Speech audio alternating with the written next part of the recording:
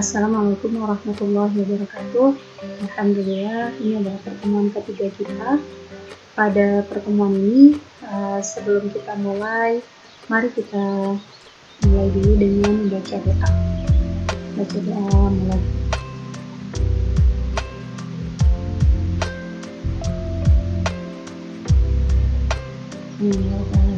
Semoga perkuliahan kita hari ini mendapat keberkahan. Nah, pada perkuliahan ini kita akan mempelajari mengenai struktur atom dan sistem periodik, mulai dari teori atom hingga nanti tentang keperiodikan unsur-unsur di dalam tabel periodik. Penemuan awal dari teori atom ini pertama kali itu adalah adanya hukum kekekalan massa yang disampaikan oleh Lavoisier pada tahun 1774, di mana massa zat sebelum dan sesudah reaksi itu sama. Kemudian jumlah atom sebelum dan sesudah reaksi juga sama. Dan pada tahun 1799, Gauss mengemukakan mengenai hukum komposisi konstan. Hukum komposisi konstan mengatakan bahwa dalam senyawa kimia tertentu, semua sampel senyawa itu akan terdiri dari unsur-unsur yang sama dalam proporsi atau rasio yang sama. Misalnya, setiap molekul air selalu terdiri dari 2 atom hidrogen dan 1 atom oksigen dengan perbandingan 2:1, yang kita kenal H2O. Nah, jika kita melihat massa relatif oksigen dan hidrogen dalam molekul air, kita melihat bahwa 94% massa molekul air terdiri dari oksigen dan 6% sisanya adalah massa hidrogen. Nah, proporsi massa ini akan sama untuk setiap molekul air. Kemudian pada tahun 1803 hingga 1888 itu muncullah teori atom Dalton, di mana teori atom Dalton ini landasan awalnya ialah dari hukum kekekalan massa Lavoisier dan hukum komposisi konstan dari Gauss. Di sini, John Dalton menerbitkan sebuah makalah tentang teori atom yang diringkas oleh 4 postulat berikut.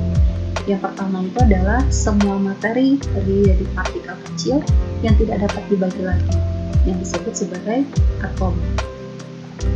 Ini adalah atom, bagian terkecil dari satu materi dan tidak dapat dibagi lagi. Kemudian, semua atom dari unsur tertentu adalah identik, baik dalam massa maupun dalam sifat kimianya. Atom dari unsur yang berbeda memiliki massa yang berbeda dan sifat kimia yang berbeda juga. Misalnya atom hidrogen itu pasti berbeda dengan atom oksigen, berbeda dengan atom karbon. Nah, yang postulat yang ketiga berbunyi, senyawa tersusun atas atom-atom lebih dari satu unsur. Jadi, kita misalnya punya oksigen O2 terdiri dari 2 buah atom. Ada molekul senyawa, ada molekul unsur. Kalau molekul unsur itu atomnya sama, sedangkan molekul senyawa itu terdiri dari 2 atom yang berbeda. Nah, dalam senyawa apapun, rasio jumlah atom dari 2 elemen apapun yang ada adalah bilangan bulat atau pecahan sederhana. Contohnya tadi adalah yang ditentukan juga oleh Gauss, yaitu hukum komposisi tetap. Jadi, contohnya pada H2O terdiri dari perbandingan H2 dan O-nya adalah 1. Dan postulat yang keempat itu berbunyi bahwa reaksi kimia hanya melibatkan pemisahan, kombinasi, atau penataan ulang atom.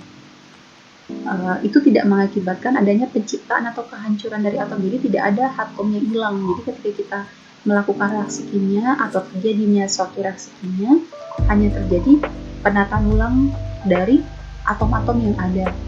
Contohnya misalnya ketika kita punya H2 dan O2 itu menjadi H2O, itu hanya tertata ulang jumlah oksigen dan hidrogennya tersebut. Nah, bukti yang mendukung dari keberadaan atom ini itu pada tahun 1981 ditemukannya scanning tunneling microscopy atau STM. di mana STM ini menghasilkan gambaran lebih jelas keberadaan dari penyusun materi pada level atom.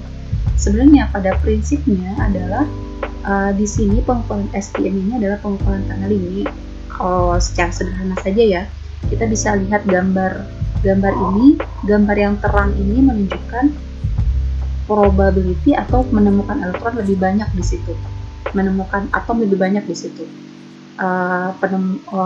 Densitas dari elektronnya banyak di sini, sedangkan yang warna hitam ini itu densitas dari elektronnya sedikit. Nah, percobaan dari tabung sinar katoda oleh Thomson pada 1897 itu menemukan adanya elektron, di mana sinar katoda dapat dibelokkan ke arah kutub positif medan listrik. Ini membuktikan adanya partikel yang bermuatan negatif di dalam atom. Jadi ketika sinar katoda tadi yang diteruskan itu, ternyata ketika kita sinar katoda ini kita lewatkan kepada kutub positif medan listrik, itu ternyata ada yang dibelokkan. Berarti kan ada yang positif, terus ada yang belok, berarti ada yang negatif nih yang belok gitu.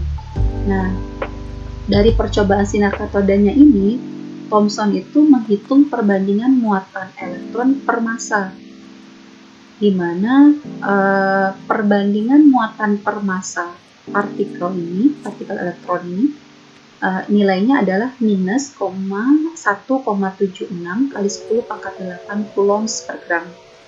Dari penemuannya ini, dia memperoleh hadiah Nobel dalam bidang fisika itu pada tahun 1906. Nah, dari percobaan tetes milikan itu ditemukan adanya nilai dari massa elektron. Di sini milikan juga memperkirakan muatan dari elektron, di mana muatan dari elektron itu diperoleh nilainya sekitar minus 1,6 kali 10 pangkat minus 19 coulomb. Dan ketika dia milikan ini mengkombinasikan persamaan dari Thomson, yaitu perbandingan muatan terhadap massa, dan dengan nilai muatan ini dia dapatkanlah massa dari elektron itu nilainya sekitar 9,09 kali 10 pangkat minus 28 gram. Di sini pengukuran massa elektron oleh milikan ini juga menghadiahi beliau hadiah Nobel pada tahun 1923 di bidang fisika juga. Nah, setelah perkembangan dari teori atom Dalton yang mengatakan materi terdiri dari atom yang tidak dapat dibagi lagi, ternyata dari percobaan Thomson menggunakan sinar katoda tadi, dia melihat bahwa adanya bagian negatif dari atom. Nah, dari hal percobaan yang dilakukan oleh Thomson pada tahun 1897 tersebut, dia mengemukakan penemuan model atom baru yang dikenal sebagai model atom Pudding-Plum, di mana dalam model atom Thomson ini, atom itu seolah terdiri dari elektron yang dikelilingi oleh submuatan positif untuk menyeimbangkan muatan negatif elektron.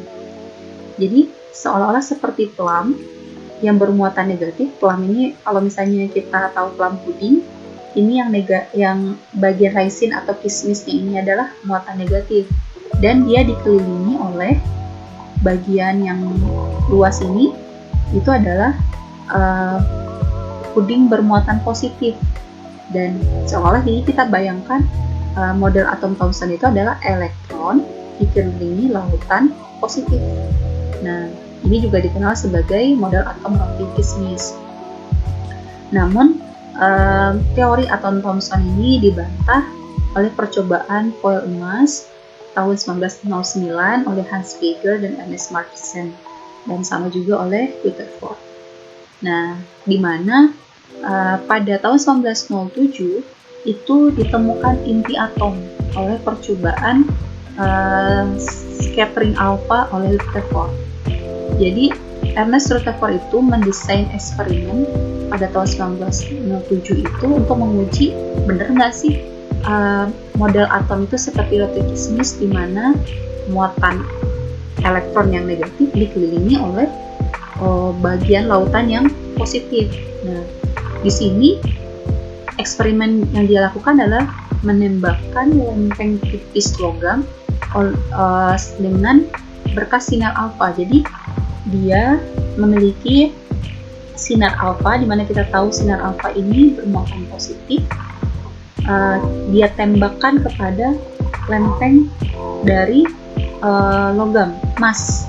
Nah, ternyata yang dia peroleh adalah sebagian sinar alfa itu menembus emas. Ada yang tembus dan ada beberapa yang dibelokkan pada sudut sekitar 1 dari 8.000 memantul kembali ke sumber sinar alfa. Jadi ada bagian yang terpantulkan. Jadi kalau misalnya kita tahu partikel alfa itu positif, ketika dia menembak sesuatu yang positif, dia akan terpantulkan.